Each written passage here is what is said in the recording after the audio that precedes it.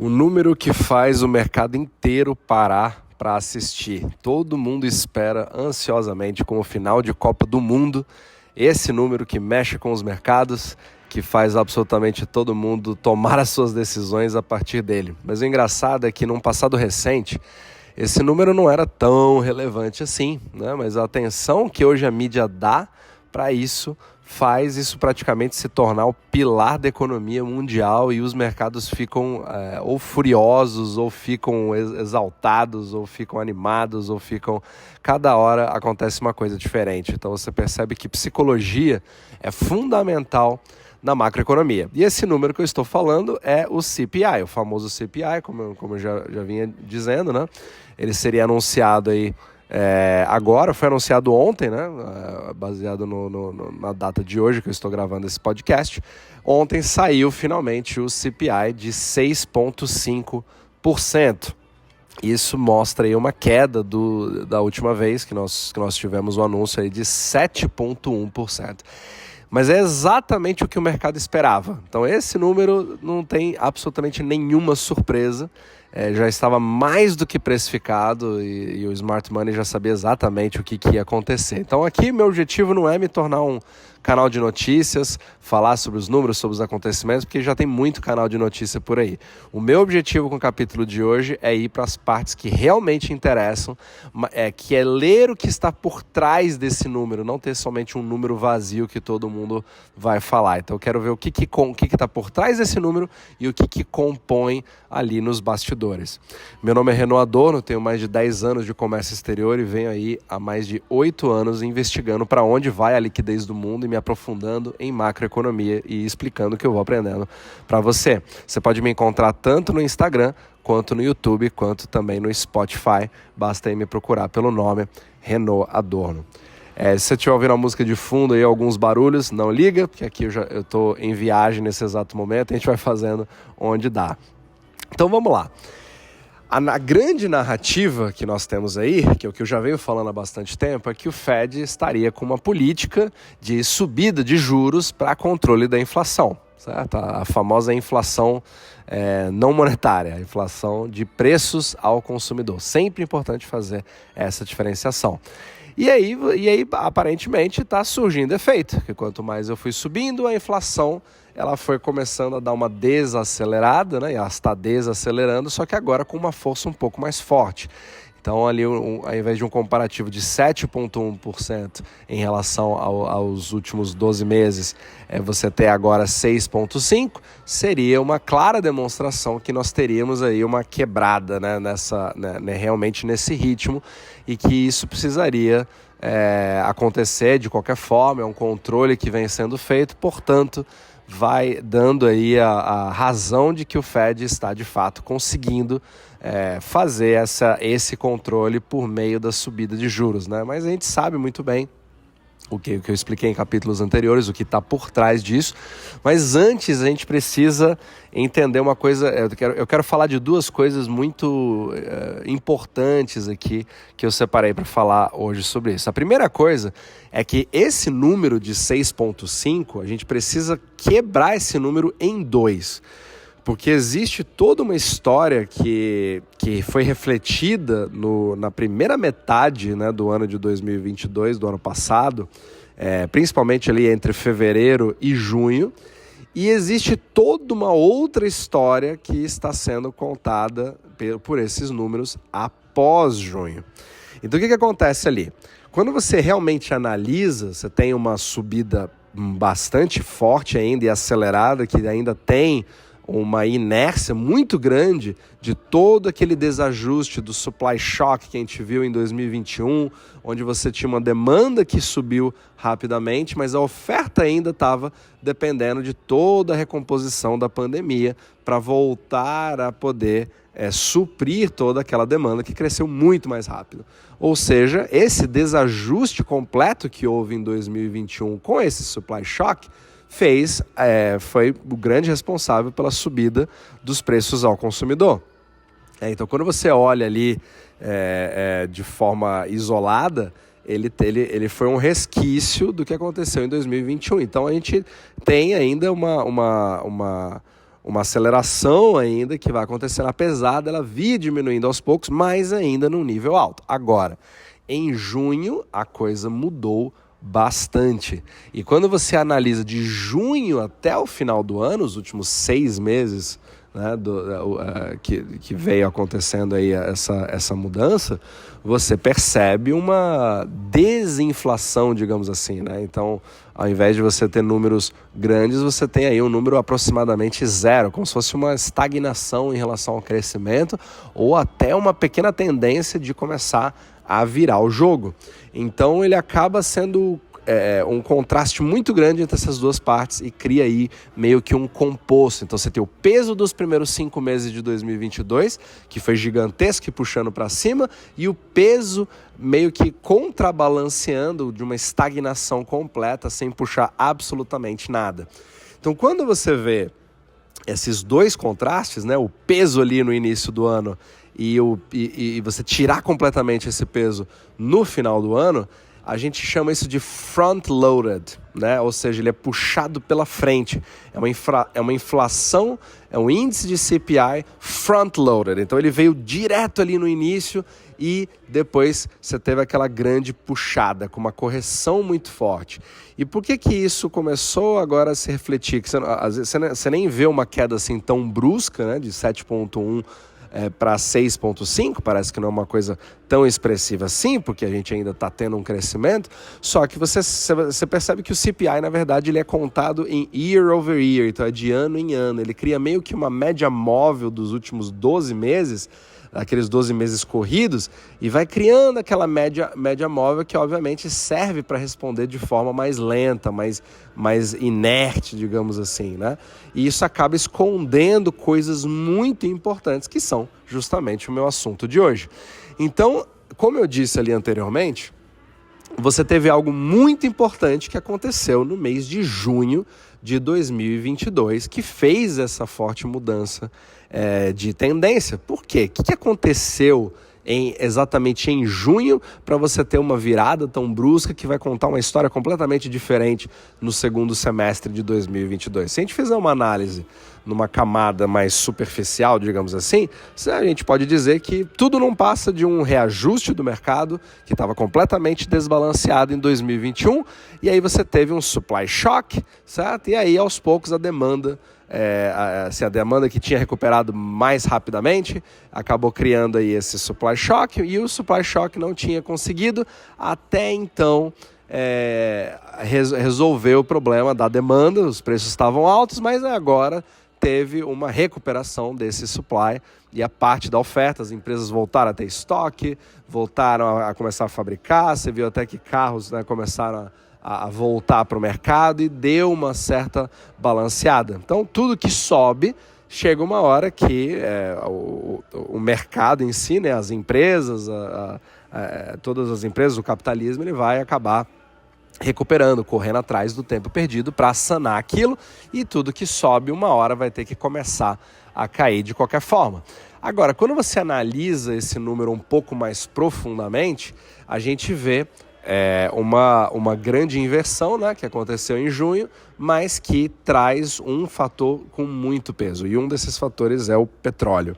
Então, o petróleo, ele é um componente gigantesco sobre os preços ao consumidor, que é justamente o CPI, porque alimentos básicos precisam de energia para serem transportados, e obviamente que isso vai refletir no valor que você vai pagar pela comida na gôndola do supermercado. Então quem sente muito isso é principalmente as classes mais baixas, a classe média, né, que vai ver que onde o peso do supermercado é muito importante, e isso acaba pesando no CPI. Então, só para você ter um comparativo, antes o petróleo tinha um valor ali de $120 o barril, e hoje a gente já está vendo uma coisa um pouco abaixo de 80. Então, realmente, esse fator aí, como ele tem um peso muito grande, ele acabou trazendo um alívio muito maior geral.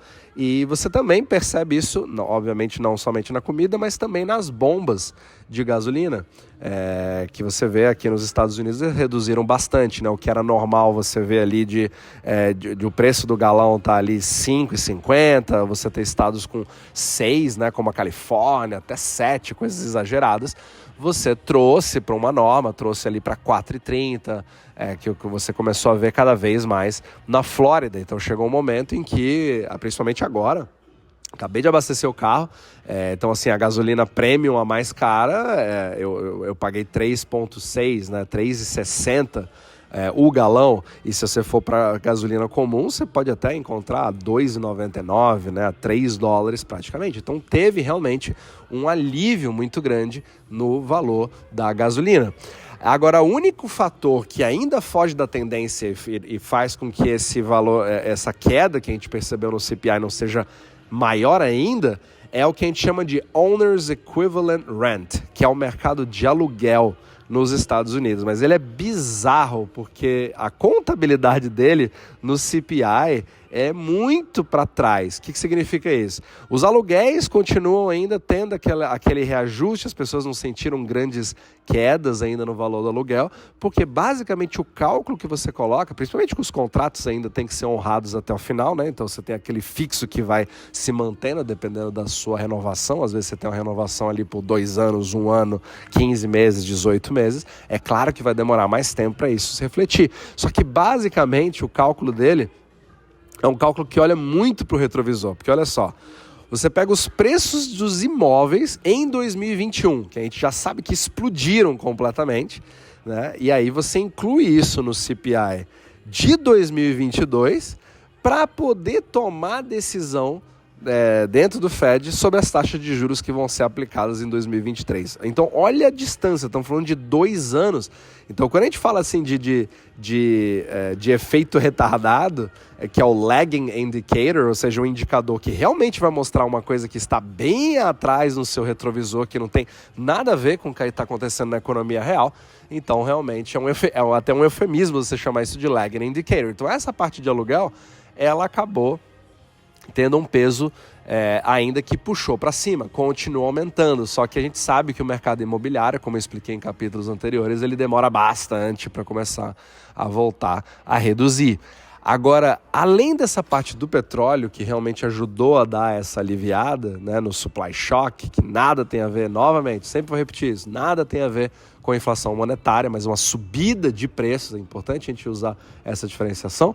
Qual que foi o outro fator que foi crucial para entender essa mudança radical que aconteceu em junho? O que mais que o mercado enxergou que deu uma virada juntamente com esse preço do petróleo? Foi a nossa famosa inversão de curva, que eu sempre falo em todos os capítulos. Foi justamente nesse ponto, inclusive começou até a avançar um pouquinho antes disso, ele já vinha dando movimentações, mas foi justamente nesse ponto que todo o smart money, o mercado de mais de 100 trilhões de dólares, começou a inverter a curva e apostar na compra de títulos de longo prazo, justamente para se proteger de algo que eles já estavam antevendo. Então a gente, até no início do ano, inclusive, em março, a gente viu uma curva relativamente saudável, pelo menos ela ainda começava a apontar para cima, como deveria, com juros cada vez mais altos, quanto mais prazo você dá.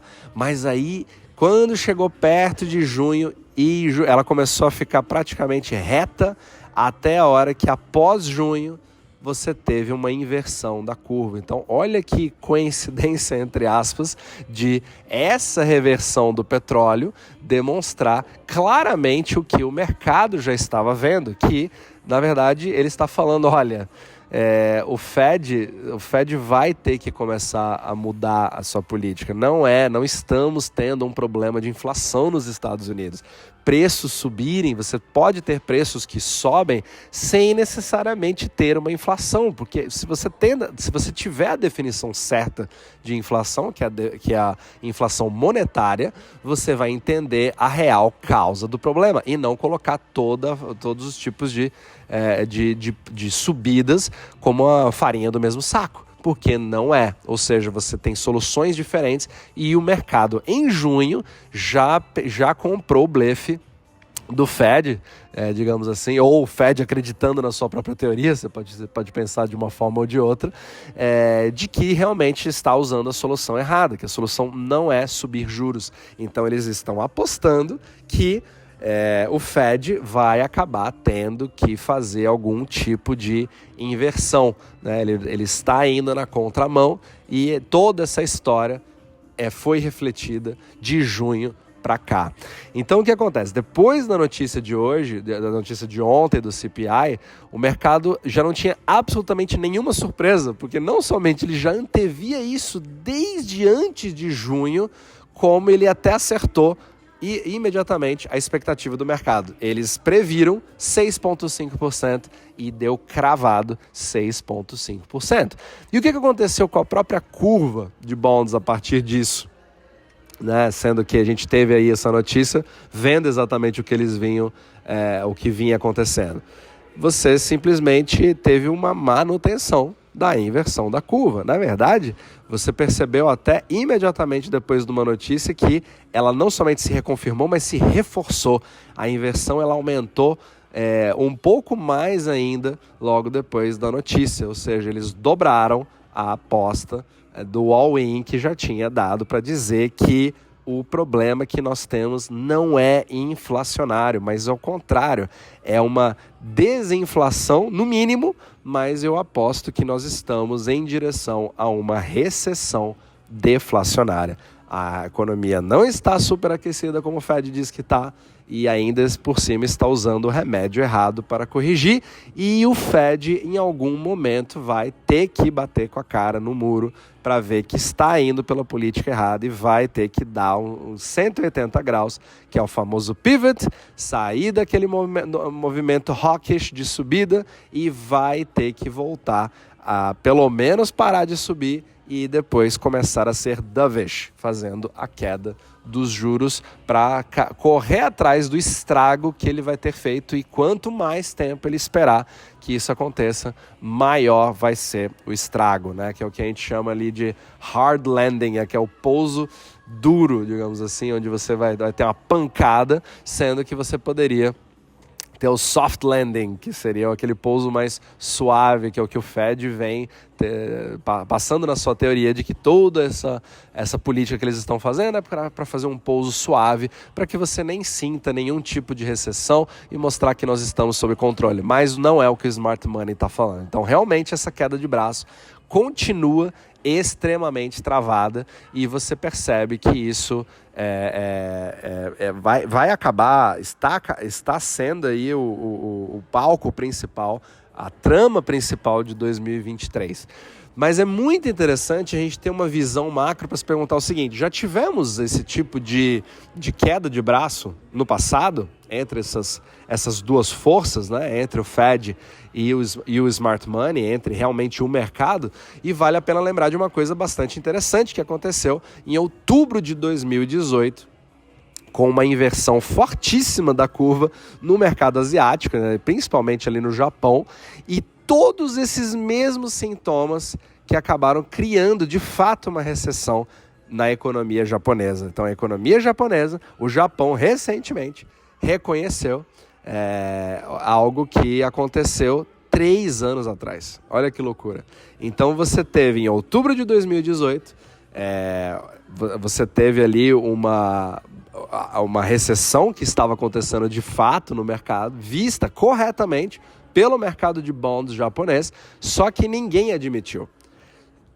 Somente em julho de 2022 é que tivemos uma primeira nota, que foi ali decretada pelo Instituto de Pesquisa do próprio governo japonês, para dizer que existiu ali um certo pico de atividade econômica no Japão, mas que começou a ter uma reversão e que foi bastante complicado depois disso. Mas demorou 3 anos para admitir uma coisa que aconteceu de fato em 2018, que o mercado já dizia, até com uma certa antecedência, que aconteceria. Então, olha o tamanho do lag. Então, quando você de fato tem uma recessão, ou como a própria recessão a Grande Depressão de 1929, ela não é vista imediatamente em 1929. Por quê? Porque os governos não tem interesse em dizer que durante a sua gestão você está vivendo durante uma recessão, ou pior ainda, uma depressão. Então você precisa ter uma destruição completa e um gerenciamento de narrativa e de expectativa do mercado para que, de fato, você veja se a população está comprando ou não aquilo. Então percebe como 98% do que o Fed faz não é política monetária, mas sim gerenciamento de expectativa e jogo psicológico. Então, a não ser que você tenha indicativos extremamente óbvios que vão mostrar que todo mundo está falando sobre algo estar errado, você está com as pessoas na rua, elas não dando conta de pagar as coisas, e um desentendimento e uma dissatisfação imensa da população, você não tem uma admissão de que exista algo errado. Então é como se fosse, digamos assim, né, como se fosse aquela grande história que a gente sempre ouve em Cuiabá, que é uma cidade super quente, que na verdade está fazendo 43 graus lá fora, mas para acalmar um pouquinho a população, precisa acreditar um pouco no que você está sentindo na sua pele, mas vamos colocar os termômetros mostrando 35 graus. Entende? É mais ou menos esse tipo de gerenciamento que o Fed vai criando ao longo do tempo para dar aquela segurada na opinião pública, para ter aquele gerenciamento e vendo aí o que as coisas o que vai acontecendo, para depois ela poder dizer, não, realmente foi a minha política que fez isso, agora vamos continuar assim até eu poder controlar para aquela famosa inflação do CPI a 2%, como se esse fosse realmente o número mais importante do mundo. E quando você fica olhando para trás, em várias outras ocasiões, como essa que eu te falei, de outubro de 2018 no Japão, você percebe exatamente a mesma coisa. Você tinha uma narrativa de alta inflação, você tinha um índice de desemprego baixo, ou seja, pleno emprego, que eu até expliquei num capítulo anterior. Então, alta inflação, mas baixo desemprego reinavam para criar o consenso de que estava tudo bem. E justamente o Banco do Japão, o que ele fazia? Subia juros. E até o Fed naquela época estava seguindo na mesma linha, só que o mercado de bonds japoneses diziam o contrário. Meses depois, o que aconteceu?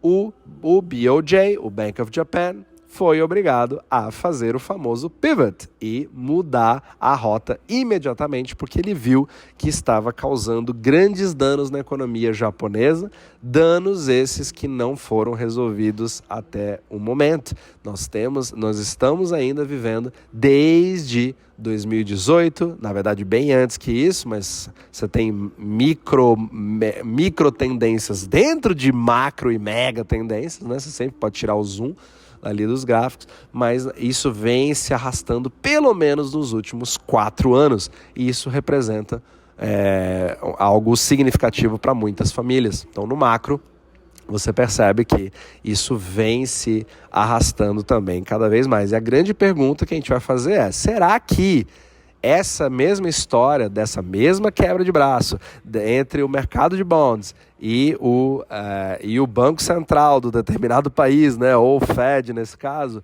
vai se repetir? Será que a gente vai ver exatamente a mesma coisa? A história e os números mostram que praticamente em 100% dos casos onde nós tivemos uma inversão de curva de bonds, nós realmente, em algum momento, chegamos à conclusão de que, de fato, nós vivemos uma recessão deflacionária logo em seguida. Crescimento baixo, desemprego praticamente invisível, apesar de números maravilhosos, e uma narrativa de alta inflação por causa de subida de preços de consumidor por conta de supply shocks, que na verdade não eram inflação. Então, essa dissonância cognitiva é um quadro ali que cria uma confusão imensa, principalmente para as pessoas que não entendem nada de economia e acabam estão necessitadas de informações que são providas justamente pelo governo, que usa os remédios errados para fazer as soluções. Percebe a confusão que é? E aí todo mundo no dia a dia acaba passando batido e vê ali um número de 6,5% e fala, nossa, que bacana, realmente a inflação caiu, então está melhorando. estamos voltando à vida normal de um controle, sendo que, na verdade, nós estamos, os indícios não param de subir, que nós estamos num caminho muito pior do que isso, que vai fazer o Fed ter que desesperar para o outro lado para poder manter a sua reputação e ser extremamente dovish, fazendo cortes atrás de cortes para correr atrás de um tempo perdido que talvez ele nem consiga mais fazer. Então é isso por hoje, vamos falar cada vez mais de outros conceitos para ir dando um quadro maior sobre as outras coisas que estão acontecendo, mas mostrar que o número mais importante do mundo, na verdade, é completamente irrelevante quando você sabe o que acontece por trás dos bastidores.